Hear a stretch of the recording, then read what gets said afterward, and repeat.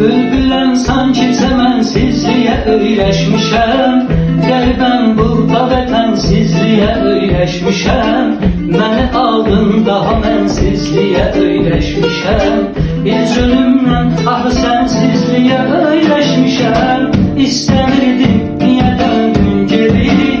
Bu zamansız dönüşüm yox yeri. Səndən gözləmədən gəlmisən, sevmədən istəmədən gəlmisən. Gələcəksən deyə çox yollara boylanmışam. Göz yaşından düşünərkən səni islanmışam. Yüzü çoxdan dönməyəcək sanmışam. Bu sevən qəlbimi aldatmışam, aldatmışam. İstəmirdim, niyə döndüm geri?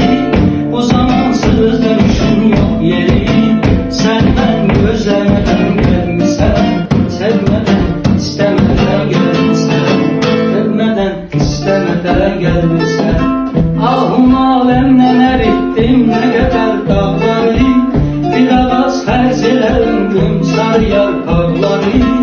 Günümün qarəsi çoxdur saçının bağları. Azalıb yaş keçir ömrümdə sevən çağlar.